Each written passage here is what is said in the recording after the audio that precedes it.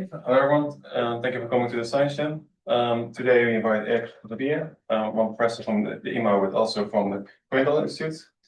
And it's very interesting about Erik is that he has two very topics that he's very interested in, and he hear him talk a lot about public engagements, and also this is some topic that I haven't heard him talk about yet, and I'm very interested actually to talk because this is really his main topic, the actual tracking of ocean parcels on oceans. And he has a big project going on. He has a very nice team going on at the IMO, and I hope he will tell us more about how it's actually going at the moment. Well, thank you. Thanks. Yeah, I'm happy to be here. Indeed, I have an interesting role where 20% of my time I'm a professor of public engagement and science communication within the Prof Institute, and there we do research. I lead a team that does research into the effectiveness of science communication. So research on how public engagement and science communication can be as effective. But I won't talk about that at all.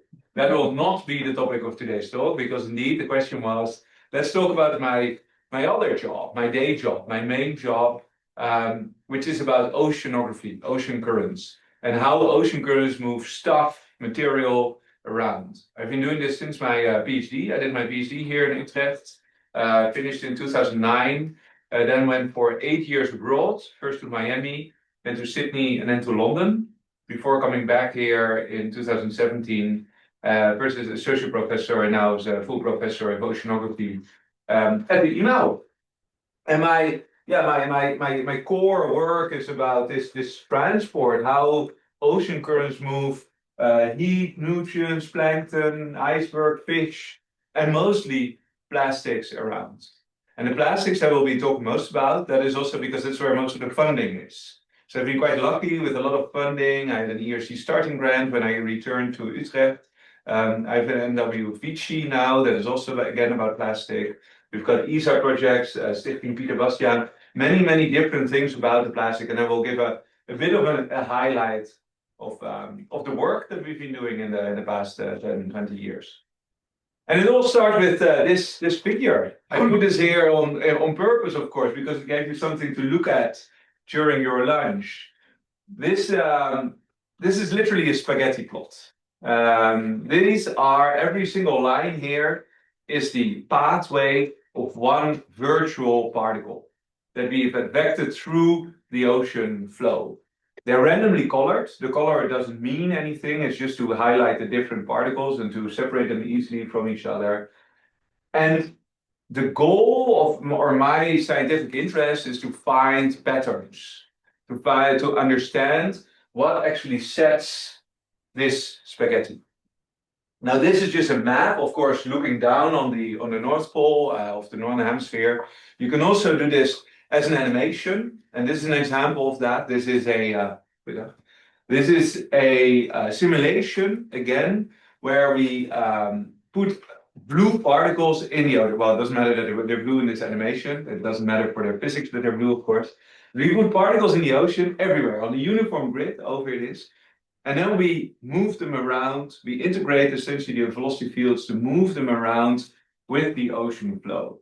This is on a flow field that has a resolution of 1/12 of a degree, which equates to something like 8 kilometers at the equator at least. So a few kilometers of grid scale. That's the typical scale. This is state-of-the-art ocean flow models that we have. And it looks something like this. So what you see is that the particles start to move around, moved by purely affected by the ocean flow. And what you see is that very quickly the equatorial band widens out. Particles move away from there. It also widens out in the southern hemisphere a bit around Antarctica, and a little bit if you look carefully in parts of the Arctic. And of course, because there's conservation of particles, these particles have to go somewhere, and they accumulate in the 5 what we call subtropical gyres, in a band around 30 degrees southern latitude and 30 degrees northern latitude. These are the accumulation zones. These are the plastic soups, the garbage patches. And what's happening here is actually quite simple. The ocean flow is three-dimensional. That means that in some areas, water comes up from the deep into the surface, mostly around the equator and in the Southern Ocean. And then at the surface, it moves into areas where it then goes back down again. It downwells the water. And those particles are, by definition, are tied to the surface. Plastic would float on the surface. So when the flow is down, it converges. Because of this convergent flow, the particles accumulate there. So what we're seeing here is that even though the water itself is incompressible and mass conserving, there is compressibility, there is convergence and divergence of the particle field purely because we have a two-dimensional cross-section through a three-dimensional flow. In other words, and this is something I once said live on BBC Radio, the garbage patches are a bit like the turd that won't flush. Oh, and you're having your lunch, I know, realize. That is the idea. That is the whole concept of moving those particles around. Now, a little bit more formal, what are we really talking about here? Well, the difference between an Eulerian analysis and a Lagrangian analysis. So Eulerian framework in geophysical flow means at a specific location. That means that you go somewhere, you put an instrument there, a wind measurement device or an ocean current measurement device, and at the location you get a time series of what the flow is doing there.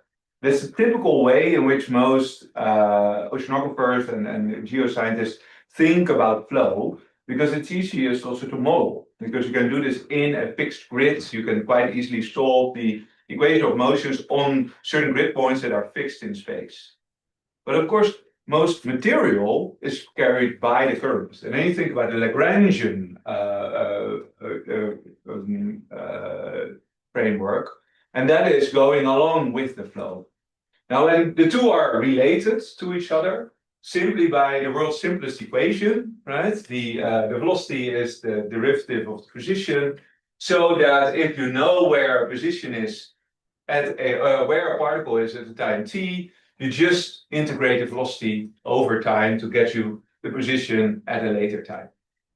Now, the way you write it up here is completely trivial. Of course, there's a lot of details that go into this, but essentially, this whole idea of following particles along their trajectories means that you need to interpolate a velocity field onto a position and then integrate it forward in time.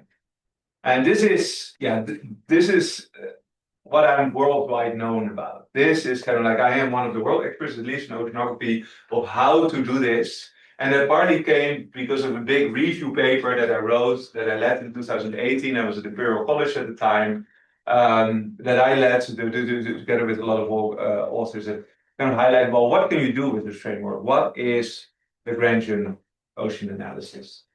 And very briefly and very simply, what is Lagrangian ocean analysis is, it can answer the question, how and on what time does water flow from one location to the other? So this is about connectivity. It's a connectivity network. So we're also going to talk later on about network analysis, because this is essentially what we want to know. The timescales and the pathways of water and how it carries material. It can carry itself, that's just water transport, and that's very important, for example, for the AMOC tipping. And my postdoc in Miami was all about the AMOC and Lagrangian space and the water following space. Most of the time when you hear about the AMOC, right, the Gulf Stream that I think the Axel is also working on, it's in the Eulerian space. But it's also very interesting to think about it in this following the water movement space. What tracers like heat or salt or nutrients, planktonic organisms. I work a lot with biologists and trying to figure out how the currents actually shape ecosystems. I have a few slides about that in a bit. Litter, of course, nanoplastic, microplastic, macroplastic. My Vici now is about large items of plastic because they have a much more complex dynamics. Their hydrodynamics is much more complex. A nanoplastic particle is just colloidal. It follows the flow. It's kind of trivial solution. Once you know the flow, you know where a nanoplastic goes. But a macroplastic, an entire bottle, has its own dynamics. It has inertia. It has buoyancy. So that's actually quite interesting. It's scientifically more interesting to work on the larger items than on the smaller items, I found. Icebergs. We just have a PhD candidate in the geoscience department that I co-supervised, started a few weeks ago, working on icebergs and how icebergs move around with the flow and how they melt and how they interact with the flow. And then for fish, turtles, other marine organisms. I think that if you can write down the equations of how fish move, if you have an understanding of how they would behave to stimuli, then you can solve that in this Lagrangian framework. And I'll show an example a bit later on. It's not only about this transport and connectivity. You can also use Lagrangian framework to really do dynamics. Finite scale Lyapunov exponents, Lagrangian coherent structures. I'll show a few examples of that a little bit later on. And then, yeah, along trajectory forces, vorticity, the way that the currents change and the way that the physics of the flow actually changes along a pathway is very often very insightful.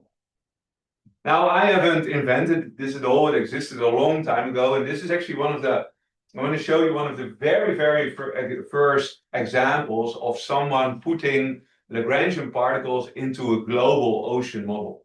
It was Sebille. Some of you may know him. He's still a professor here in Utrecht. He's also with the KNMI. He's almost retired.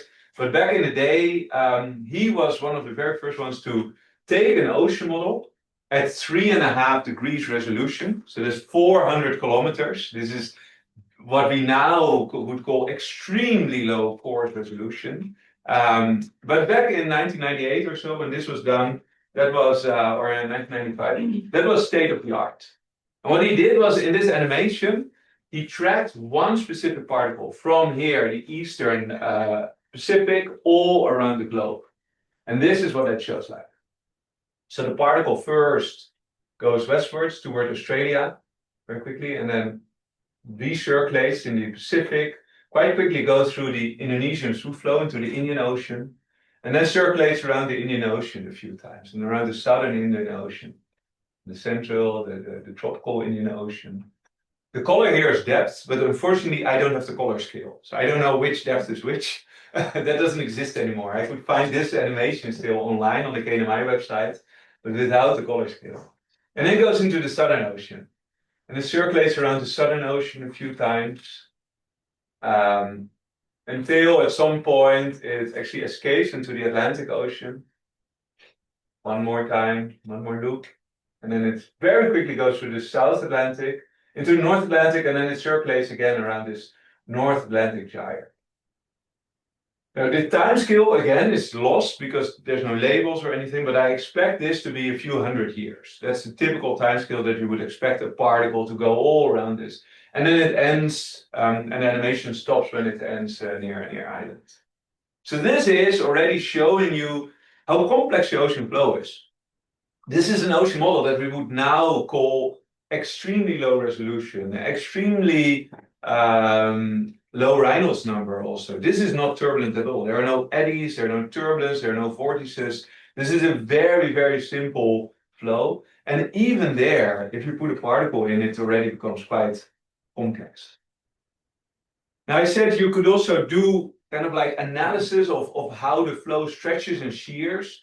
Just briefly want to highlight one example of that, and that is looking at finite scale Lyapunov exponents. How along different dimensions, if you would put a patch of these virtual particles, if you would move them with the flow, how they actually stretch and shear. So here are two patches, one yellow that stays in kind of like a vortex, an eddy as we would call it, and it stays coherent. And the other one that's in a saddle point and is extremely quickly stretched out. And the rate at which this stretches or converges says something about the complexity of the flow, about the turbulence of the flow. So this is a type of analysis that's very often done in flow. For example, here a map of the Gulf Stream region where you see ridges and stretches, and that is using this kind of analysis of how particles move and how quickly they separate to say something about fronts, about the movement of the water and how different parts of water are connected to each other. So, speaking about connection, as I said already, these Lagrangian particles, you can use them just to trace the water itself, but it becomes more interesting when you use them to trace other objects. And the first example I want to discuss is the microbes, the using actual microbes. There's a long-standing idea in microbial ecology or marine microbial ecology that is called the Bass-Becking hypothesis. And it says that everything is everywhere, but the environment selects. This has been a long, one of the cornerstones of how marine ecology works. Essentially, the point is there's only one ocean. So an ocean microbe could, in principle, be everywhere. But you don't see the same microbial communities. You don't see the same species of microbes in a different part of the ocean because there's environmental selection. Right? So the environment selects which species is where. And that's what gives you, here in the background, you see the biogeography of the ocean. This is from Frank Longhurst, a famous marine microbial ecologist, who defined different provinces, he called them, biogeographic provinces of where you find different species. Purely based on the environmental criteria. The temperature, the salinity, the amount of nutrients, the amount of sunlight, all that shapes who is where in the ocean. And in my only ever science paper, we actually disproved the Bass-Becking hypothesis. We didn't disprove the last bit.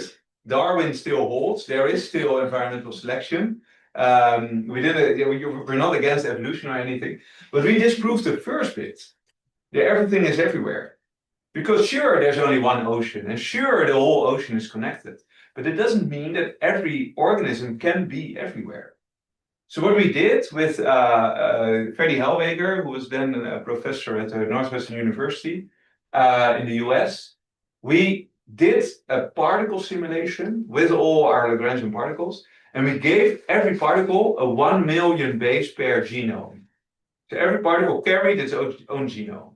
And then it would die, it would split, it would reproduce asexually, so to just and every time that it would reproduce, it would have a small chance of changing its genome, right? That's what you call evolution. It's a slow drift in the genome. But here's the crucial thing. That random adaptation, that change in the genome, that was purely random. What the ecologists call neutral evolution. There was no environmental selection. In essence, because this was a simulation, we could make the ocean the same everywhere. There was no environmental pressure. The way that the genome changed was purely random. And then we let it go, and we let it go, and we then, over time, looked at, well, where do you see which ecosystems? Where do you see which microbes? And what we found was this. We found biogeography. Biogeography, that's not even that different from the original Langhurst biogeography. We found that different organisms live in different parts of the ocean. But remember, here there was no environmental pressure. In our simulation, the ocean was the same everywhere. So even without environmental selection, you still get that different organisms live in different areas of the ocean. And the underlying idea behind this, why this happens, is essentially a matter of timescales.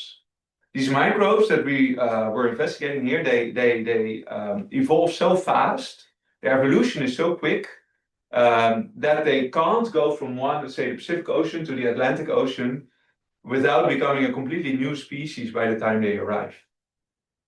So it's the timescale of evolution versus the timescale of advection that actually sets biogeography in this case.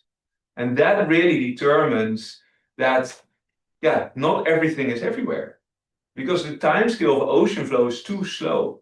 That was the whole point. Now, I've done many more of these kind of simulations, analysis, and gone much further. We put entire circadian clocks into our virtual microbes and to really try and understand how do ocean flows and evolution, how do they go hand in hand? And it's been really fun as a physicist, to play around with this type of evolution and learn from the biologist. So what's the time scale here? How long does this stabilize like? Yeah, that's this is an average, I think, after 100 years or so. I don't remember. It's 10 years, 15 years ago that we did this paper. Yeah, look at paper. Okay. Yeah. Yeah. But But I want to, yeah, but can we do questions at the end? Yeah. Because I kind of want to continue, yeah? And then hold them and then. So then we moved on, right? And as I said, I mean, this is all fun, but it's really hard to get funding, to be honest. We never got a grant to do this kind of work. We always just did this just because it was fun. But it's much easier to get funded, as I said already, is plastics research. So everyone wants to know where plastic is, how plastic moves around. And as I said already, I'm interested in that because of how the ocean flow and the properties of the plastic themselves, how they interact. And a few years ago, I wrote another big review paper, and I led a project here in Utrecht. I invited a lot of people to Utrecht here to talk about what are the physical processes that actually determine how plastic moves around the ocean flow, around the surface of the ocean. And we came up with all kinds of different processes. And what I'm doing now in my teaching is essentially trying to test which process is important where.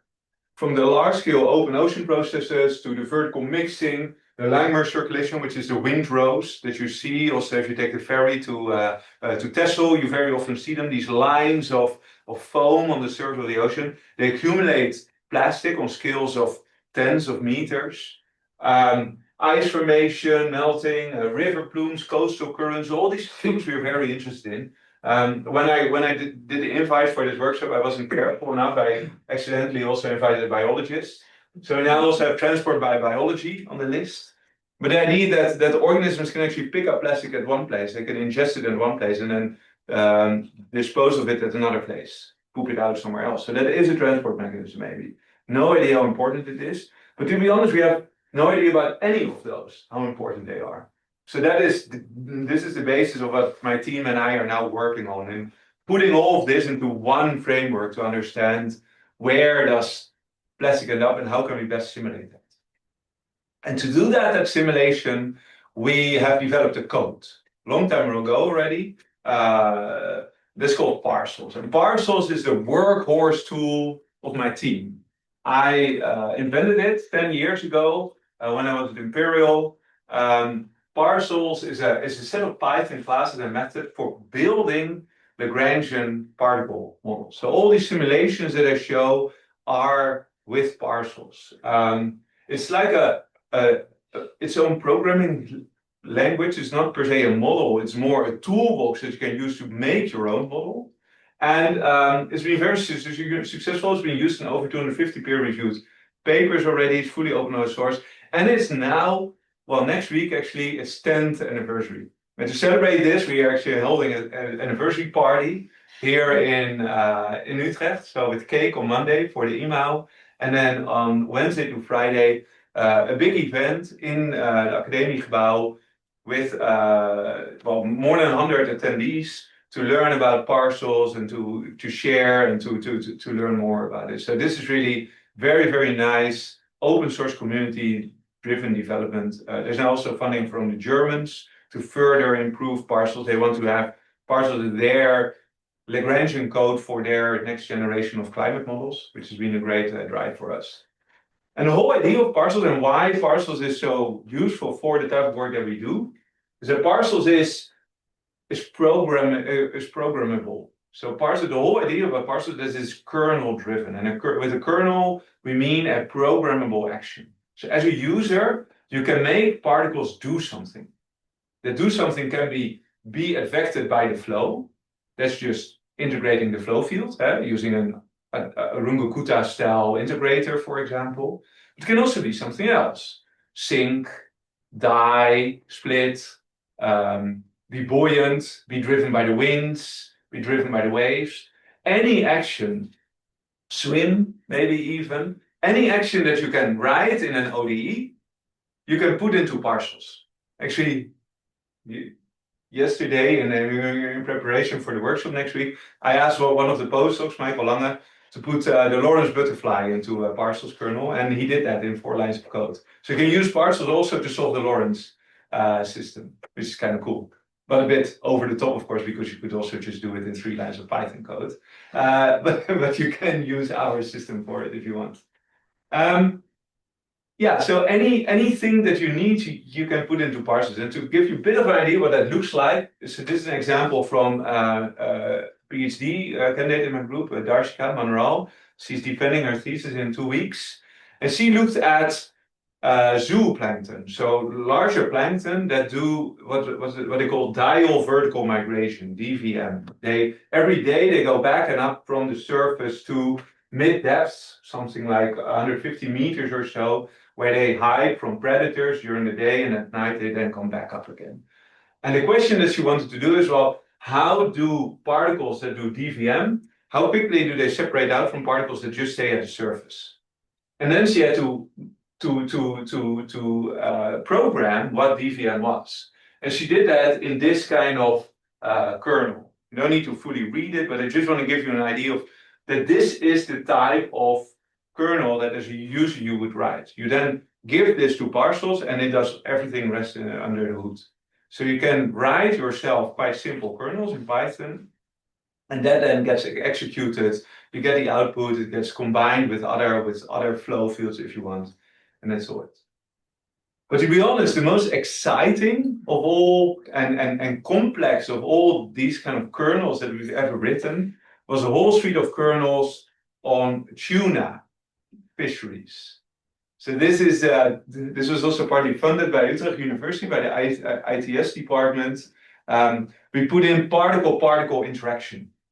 And this comes from a project that I did with the Secretariat of the Pacific Council, which is an organization in New Caledonia, one of the Pacific Islands. And they organize the fishing rights for all of the tropical Pacific countries, and especially the fishing rights for tuna fisheries. And they have a big problem because they don't have good data on the health of the tuna stock in the Pacific. The issue is that tuna health, the stock health, is measured by something they call a catch per unit effort. Essentially, the fisheries go out, the fishing fleet goes out, they record how many hours they've been fishing, and they record how much they've caught. And that's a catch per hour, catch per unit effort. And that is a metric that has actually been stable since the 1980s. So the fisheries are saying it's going quite well with the tuna in the Pacific. No problem, we can keep on fishing as we are because we don't see a decline in, we don't have to put in more hours per caught tuna, essentially. But here's the catch, pun intended. The tuna fisheries have really changed the way in which they fish, and they are now almost exclusively doing what they call purse seine fisheries around things called FADs. FADs are fish aggregating devices. They're rafts in the ocean with an appendage on it, say some kind of drove, and they float around in the ocean. They're deployed by fishers in the ocean at some point, then they float around. And over 3, 4, 5 weeks or so, tuna get attracted to that. After 5 weeks, the fishing ship comes back, puts a big net around it, and trawls in tens of thousands of tons of tuna. Enormous amounts. Tuna fisheries is now more agriculture than hunting. It's really just you sow by putting the fats out, you wait, and then you reap. That's essentially the concept now of fisheries. But the issue is we don't know, or no one knows, why tuna actually get attracted to those fats. There's no good biological explanation for it. It's not because there's a lot of food, because the amount of tuna around this is way bigger than the amount of small fish. So it must be something else. And because of that, we don't really know how much are are around the fats, why they're there. And because of that, we don't know how much are outside of the fat. And that's the real problem. Because you could have situations where the amount of tuna near a fat stays constant for a relatively long time, but the amount of tuna outside is diminishing. And just every time when you remove the tuna from a fat, it gets replenished by tuna from outside under certain conditions, right? There are scenarios where that, or dynamics where that would happen. And if that's the case, then the system is what we call hyperstable. Because that means that at some point, if you keep on removing the tuna at the fats, at some point there are no more fish left outside to replenish it. At some point it will completely be gone.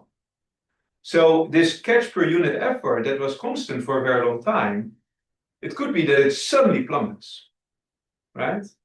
Like an unstable state. Talking about tipping points, essentially a tipping point in the tuna catch.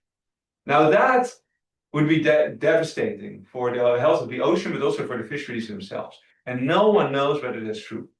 And that's where we came in. That's where Peter Notenboom, a postdoc in my team, did a simulation where he put in tuna, the yellow bits, the yellow circles, fats, the pink one, and also some food fields.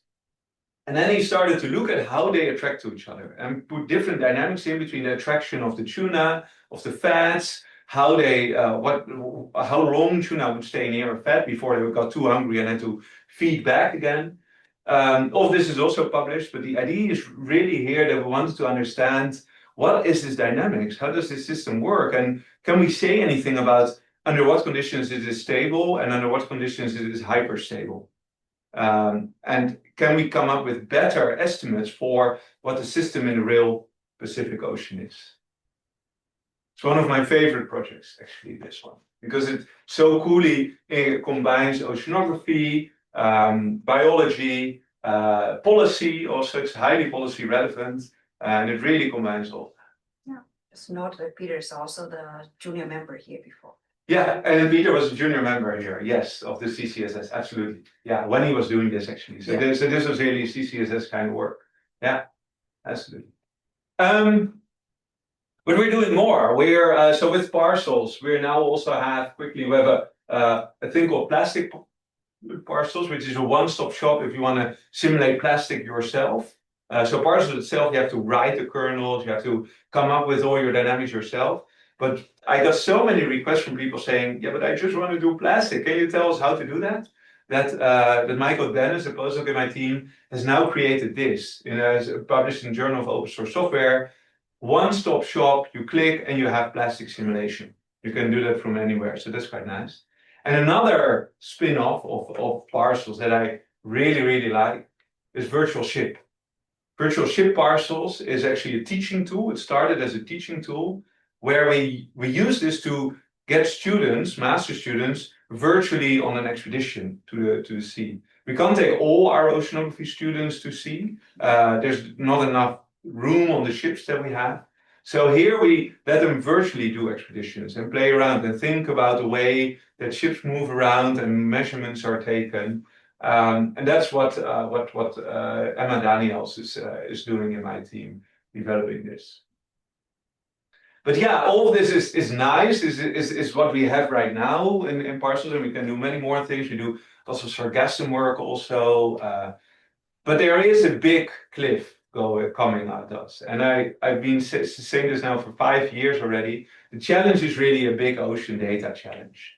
If you just estimate a global flow field of the ocean on timescales of, say, 50-year simulation, 100 vertical levels, the 3 degrees is a simulation that Sebille did, the one with the particle moving around, right? Around Antarctica and all that. That was roughly a few gigabytes of data, which of course in 1995 was a huge amount of data, but it would now be trivial. We're now at a 1 degree, 1/10 of a degree resolution, 5-day resolution is tens of terabytes. But as we go higher time scale, spatial scale, we also need finer time scale because we need to start to include the tides and more complex. We would easily get to petabytes of data in the next few years. So the question is, how do we make sure that our tools and software are ready for the beta scale age? And that's also what this Parcels event next week is about, is trying to come up with better ways of ingesting data, of churning through data. Also as part of the Pangeo community. If you're in earth science and if you like these kind of things, I would highly recommend you to join them. This is an open community about big data and about how that all works. Now, got a few more minutes and a few kind of examples that I want to show you of how you can use this kind of Lagrangian flow fields and Lagrangian analysis. And one is a actually really old one, which is kind of like the default type of analysis is an oceanographer that you can do with Lagrangian particles. And let's look at what we call conditional pathways. So you put particles all over the flow, so here around Antarctica, and we know that there are currents, and we know that those currents are complex. We know that there's movement from one ocean to the other, but you can separate this out a bit by looking at only certain parts of the flow. So only selecting those particles that make it from one location to another, or from this location to this location. This is just an example of that, but that's the idea of that you can do conditional selection. Once you have all the trajectories, you can start to pick them apart, and you can say, I only want those trajectories, or I only want those trajectories. Or another one, and this is my last example, is from a project we did in the Galapagos Islands, funded by the Galapagos Conservation Trust in the UK. They wanted to know how to best clean up the beaches in the Galapagos. They were working with the Galapagos Marine Reserve, the park rangers there, and they have only limited capacity to really remove plastic from the system. But there is plastic on the Galapagos. So the question they had to us was, can we make a strategy to most efficiently remove plastic from beaches around the Galapagos? And together with Stephanie Ipma as a postdoc, we then did an analysis. We put particles at all beaches of the Galapagos, all the islands, and simulated how they would move from one beach to the other to get a connectivity matrix. How and on what time scale does plastic go from one island to another island? All the beaches on each island. So here they're separated by lines are the different islands, and then within islands are the different beaches. And you see, as you would expect, that actually most of the transport is within islands. But sometimes there's also huge transport from one island to another island. So from Santiago to Isabela, for example, there's a lot of ag. And once you have this kind of connectivity matrix, then you can do network analysis. You can start to figure out, well, what are the most important nodes in this network? What is the centrality of the nodes, and which ones are then the ones that we should target if we want to remove most of the plastic? So we did that, analyzed that a bit depending on what network metric we use, whether it was retention or the sink or the betweenness. We found different beaches that are then highlighted. But this already helps the park rangers, because now they can figure out, well, which beaches to go to. Because in the end, they also realize that it is not per se the best to target the most polluted beaches. Because a very polluted beach might have a very low influx and a very low outflux. And there's a lot of plastic on the beach, but if you remove that, you don't really do much to the system. Plastic on the beach is far less harmful than plastic in the water. So really what you want to do is you want to target a beach where the fluxes are very high, because any plastic that you take out will then not go back into the ocean again. So with those kind of analysis, we were able to really improve the system. And that's it. This is the kind of short whistle tour overview of what we're doing with Lagrangian oceanography and our Parcels code. Right, the Lagrangian ocean analysis is about connectivity, how and on what time scale does water flow from one location to the other. And I've introduced Parcels, our open source code, is highly customizable, and it can be used to track not only just passive particles, but you can even, you can give them genomes, you can make them sync, you can make them do dial vertical migration, or you can even make them chase fish aggregating devices if they're tuned. And then finally, I talked about how Lagrangian simulations show the importance of ocean currents in shaping marine biogeography and ecosystems. But the most important slide of this all is my next slide, because I am the one here presenting this and showing this all up. It's really a team effort. And it's a team, it's all the fantastic people that in the last 8-9 years here in Utrecht have worked with me. From bachelor students to interns to master students to PhD candidates to postdocs.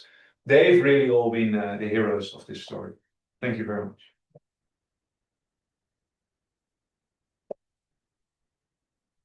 Okay, now time for 15 minutes questions. Yeah, so the equations, the differential equation that you worked on, do they include a stochastic element? That's a good question. We don't know. I mean, does the equation include a stochastic element? Sometimes we add a stochastic element. The simplest is just Brownian motion. And there are actually a lot of simulations that we do where we add a little bit of Brownian motion. Sometimes we do the full SDE, so a Euler-Merian scheme, for example, or a Milstein scheme. Sometimes we do Smagorinsky style diffusion on the particles. That's all possible, but the big question is when we should do that. So technically, yes, it can, but whether it actually helps or how it changes the simulation is not entirely sure. My personal feeling is that when 10, 15 years ago, when the flow fields were not as turbulent as they are now, right? The resolution of the models has improved, therefore the kinetic energy in the models has improved, the turbulence has improved. Now we don't need much diffusion anymore because the flow is so turbulent already, it's so chaotic that if you put two particles close together, they will separate out very quickly already. 10, 15 years ago, that was not the case. And it was actually useful to add a little bit of diffusion because that would actually create more dispersion that looks more like we see in the ocean. So, yeah. So short answer, technically it's completely trivial and we do it a lot, but when, we don't know. Oh, thanks. Yeah. In your data you showed of the biogeography without selection, how do you define an OTU? Okay, so I'm the oceanographer here. That was the part that was done by my colleagues in the biology department. So Ferdy Hellweger, yeah, you are now asking me things that I don't know anymore. But maybe you do know, like if you were to change the scale at which you separate the species, because they're virtual species, I guess the pattern changes. Sure, sure. How much of an effect does that have? Like, does it just become like a more gradient, or are there like steep? There were very steep gradients. Yeah, that was that. So indeed, I remember in the paper that we also showed another plot with. If this is 99, yeah, we also showed 90. So this is 99.9. We also showed 99 and maybe even 95. Can't remember, but the patterns were roughly similar, right? So they are really set by oceanography. Okay, Yeah. Thank you. So I'm not thinking about what the limitations are of your method because you are making a kernel. So for the kernel, you need to make your own ODEs and you need to build into your system. What kind of kernel are you making? Are you making a kernel based on flows of the oceans? Or what does the kernel work on? Well, so the kernel can work on any field. So it's, as I said, Parcels in the end is an interpolator. Mm. What you can do in the kernel is you can change the state of a particle. Mm-hmm. So you can move a particle or you can age it. Or you can interpolate a field. So you can change the state of a particle based on the environment. That's the core concept of what you can do in a kernel. Okay. And because you are able, you can sample the environment, say the temperature or the distance to land or the flow itself, you can do something. Advection is also that, right? So this equation, of course, is you sample the velocity at a certain location, and that changes the state of the particle, namely the position of the particle. Those kind of things, those kind of ODEs, so that are based on both the state of the particle, and it can be position, but it can also be any other attribute that you assign to particle, how that is changed around, that you can do in Parcels. Okay. But if you talk, for example, about the passivity formations or just on so an object itself cannot always be described with a Lagrangian framework. You need some more information, like you told already. But that's very difficult to put into a physical model. How would you deal with such things, for example? If you actually want to talk about the deformations of your material or the mass of your material. Yeah, no, okay, yeah. So that is quite tricky. Typically, I have not seen anyone who doesn't do spherical particles, right? So we assume the particles are, technically they're just point particles. They don't have a mass or size. You can make them behave like a size if you have an equation. So for example, that's often done with sinking. There's Stokes' law for sinking that depends on the radius of the particle, essentially the surface area of the particle. And we've also been doing a lot of papers on how plastic items in the ocean, how they sink when organisms start to grow on them. Biofouling, that's called. And those organisms can weigh them down, and at some point they become so heavy that they start to sink. The equations for that are known.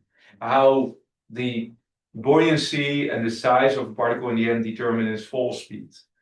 But you do need to make assumptions then indeed about the shape of the particle. We haven't done that yet. Now, the other thing that you could maybe do, and we've done it once by master students, is to link particles up. So because we have particle-particle interaction, you could in principle put springs between particles. So where I showed the particle-particle interaction. Oh, yeah. So here all the particles are just, some are attracted to others, so that's the interaction.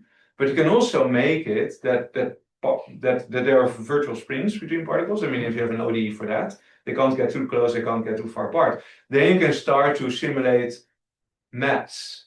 For example, sargassum, which is this seaweed that grows in the open ocean in the form of gigantic blooms of kilometers of size, all interlinked and all tied up. You can do that in that form. Or oil spills, where you've got a slick of oil on the ocean that actually moves as one. There are, yeah, pores in between. That we can also do, but we don't have that much experience.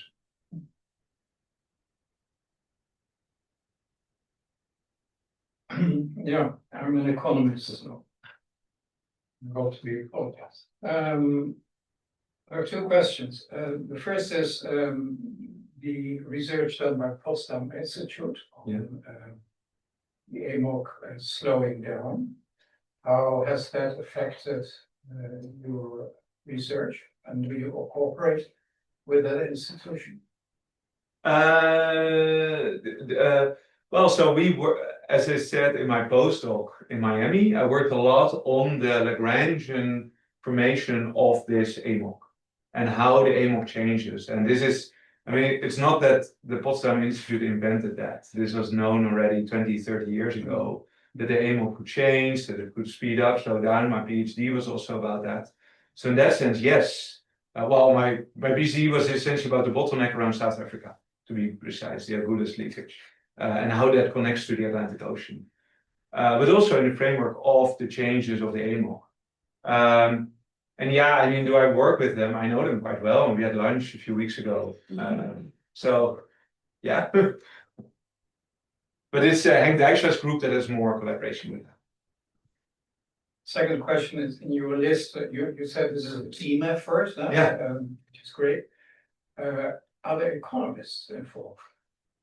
Good question. Not in my team, so these are the people that I've really supervised, but have I worked with economists? Well, there were economists in this work actually. So this tuna interaction work has been done with economists also, because this in the end has an impact also on fisheries policy. Yeah. And I've written papers in a journal called Fisheries Policy. Yeah, so that is absolutely, this is relevant work. Yeah. Do they grab the idea? The economists? Yeah, I think so. Economists are very smart people.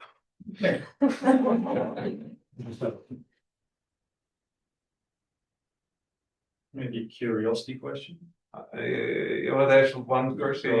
Yeah. Minor.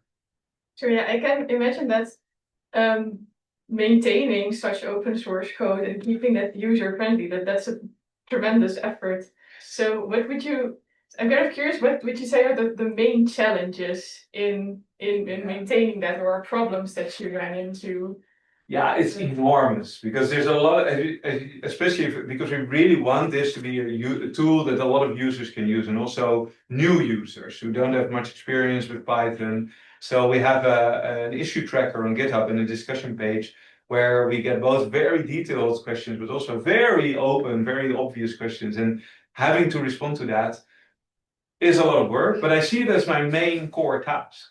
So what I've been doing the last few years is actually, I take my summer holidays in May, with my partner. We go out, and then in summer I'm here, I'm free, and I spend all that time developing, coding. That is my most important contribution to society. I'm not writing grants, I'm not writing papers, I am coding parcels. Because I feel that is the best delta I can give with my time. Putting that into parcels gives the most output, the most impact for the field. No one cares about another paper from Sebille, but they do care about the code being easy. And the other advantage that I've had, and I've been quite lucky with the NWO, the Vici, and the ERC starting grant, both of them I was able to hire a software engineer. So for most of the 10 years, I've actually had someone next to me who was fully dedicated to develop parcels. So it's always been a team effort in that case. And that's also been really helpful. Yeah. But yeah, this is making a code that is really a community is not to be taken lightly. I mean, it is by far my most time consuming thing that I do, apart from teaching.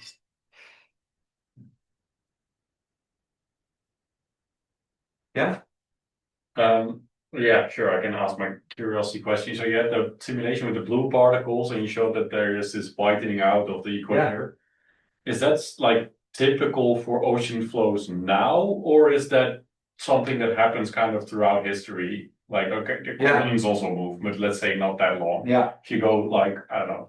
No, so this is as long as there are trade winds, you have this effect. Okay. So this is really very robust. Yeah. Actually, the banding that you see here is anytime that you have an Earth spinning at the rate that we have it right now.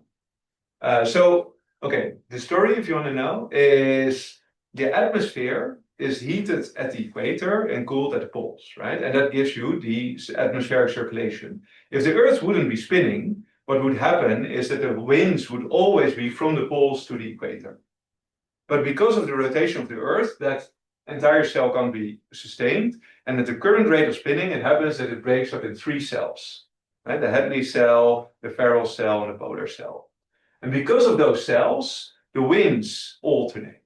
They're towards the east in the tropics, and then they're towards the west, towards the west in the tropics, towards the east in mid latitudes. And because of that, you get rotation in the flow. And because of the rotation, you got upwelling at the equator and downwelling at the subtropical latitudes. That is 2 minutes physical oceanography. Yeah. Maybe a more broad question. You mentioned that there's less funding for fundamental research and much more for this application-based research. I wondered if you could just say something about how that might affect the field in the future. Because it seems like it's easier to make applications-based research if you have a good solid foundation. Yeah, no, absolutely. And that's why it's so important to also do that blue skies research. And this is, yeah, well, thanks for the question, because I think I've been so successful because I always had those 2 streams.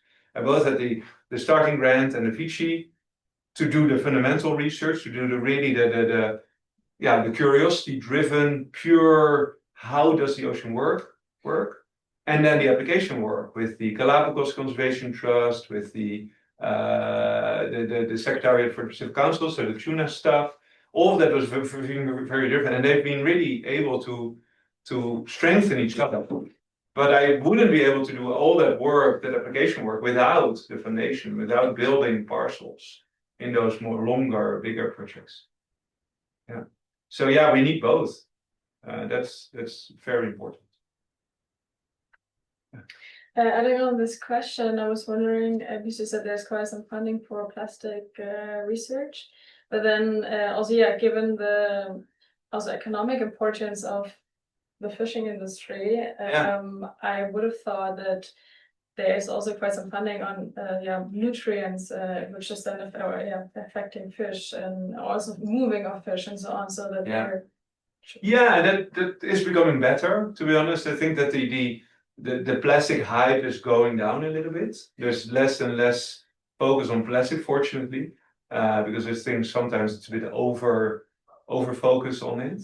And as you say, for example, the European Commission is now having a much broader portfolio of relevant areas not only plastic, but also indeed nutrients and fisheries. And most of the, if you saw my last slide, I actually had a slide of all the European projects that I was part of. And most of them now are actually about plastic. No, so this one is about marine ecosystem. This one was very much about marine ecosystem.